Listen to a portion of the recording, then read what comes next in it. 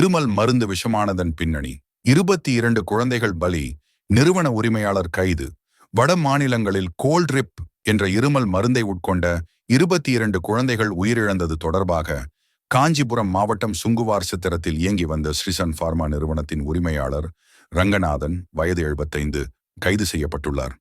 நிறுவனத்தை முறையாக ஆய்வு செய்யாத 2 மூத்த மருந்து கட்டுப்பாட்டு அதிகாரிகளும் பணியிடை நீக்கம் செய்யப்பட்டுள்ளனர். மத்திய பிரதேசம், ராஜஸ்தான், மகாராஷ்டிரா உள்ளிட்ட மாநிலங்களில் இந்த மருந்தை உட்கொண்ட குழந்தைகள் அடுத்தடுத்து உயிரிழந்துள்ளனர். முக்கியமாக மத்திய பிரதேசத்தில் மட்டும் 22 குழந்தைகள் பலியாகியுள்ளனர். உயிரிழப்பிற்கு காரணம், உயிரிழந்த குழந்தைகளின் சிறுநீரகம் பாதிக்கப்பட்டிருந்தது விசாரணையில் தெரியவந்துள்ளது. இந்த உயிரிழப்புகளுக்கு காரணம் மருந்தில் அதிக அளவில் கலந்திருந்த டீதிலீன் கிளைகால் DEG என்ற விஷத்தன்மை கொண்ட ரசாயனமே ஆகும். டைஎத்தீலீன் கிளைகால் மற்றும் ஏத்தீலீன் கிளைகால் ஆகியவை தொழில்துறையில் கரைப்பான், சால்வெண்ட் மற்றும் பனி உரைக்கும் ரசாயனங்களாக பயன்படுத்தப்படுபவை. மிக குறைந்த அளவில் உட்கொண்டால் கூட இது சிறுநீரகம் செயலிழக்கச் செய்து உயிருக்கு ஆபத்தை விளைவிக்கும் என உலக சுகாதார நிறுவனம் WHO எச்சரித்துள்ளது.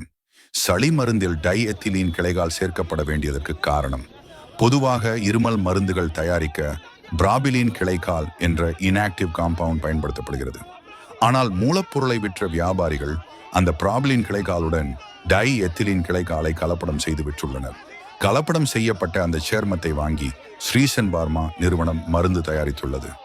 இதனால் சளி மருந்தில் டைஎத்திலீன் கிளைகாலின் அளவு அனுமதிக்கப்பட்ட 0.1% பதிலாக 46% இருந்ததே குழந்தைகள் மரணத்திற்கு முக்கிய காரணமாக அமைந்துள்ளது. மத்திய பிரதேச மாநில தனிப்படை போலீசார் ஸ்ரீசன் பார்மா நிறுவனம் மீது கொலையில்லாத மரண சம்பவத்தை விளைவித்தல், death due to negligence not amounting to murder, கலப்பட மருந்து தயாரித்தல் ஆகிய சட்டப்பிரிவுகளின் கீழ் வழக்கு பதிவு செய்துள்ளனர். மத்திய பிரதேச தனிப்படை போலீசார் காஞ்சிபுரத்தில் உள்ள ஸ்ரீசன் பார்மா நிறுவனத்தில் அதிரடி சோதனை நடத்தினர். நிறுவனத்தின் உரிமையாளர் ரங்கநாதன் சென்னை கோடம்பாக்கத்தில் உள்ள அவரது இல்லத்தில் கைது செய்யப்பட்டார். மேலும் நிறுவனத்தின் அதிகாரிகள் ஜெயராமன், மகேஸ்வரி ஆகியோரும் கைது செய்யப்பட்டு மத்திய பிரதேசம் அழைத்துச் செல்லப்பட உள்ளனர். இந்த மருந்து நிறுவனத்தை கடந்த 2 ஆண்டுகளாக முறையாக ஆய்வு செய்யாத காரணத்தால் 2 மூத்த மருந்து கட்டுப்பாட்டு அதிகாரிகள் அரசால் பணியிடை நீக்கம் செய்யப்பட்டுள்ளனர். இந்த துயரமான சம்பவங்களின் பின்னணியில் மருத்துவர்கள் ஒரு முக்கியமான எச்சரிக்கையை விடுத்துள்ளனர். 2 வயதிற்கு குறைவான குழந்தைகளுக்கு இருமல் மருந்து கொடுப்பதை முற்றிலும் தவிர்க்க வேண்டும் என்று அறிவுறுத்தியுள்ளனர். குழந்தைகள் மரணத்திற்கு காரணமான இத்தகைய கலப்பட மருந்து விவகாரம் மருந்து தயாரிப்பு மற்றும் விநியோக சங்கிலியில் உள்ள அலட்சியம் மற்றும் சட்டவிரோத செயல்களின் அபாயங்களை வெளிச்சத்திற்கு கொண்டு வந்துள்ளது.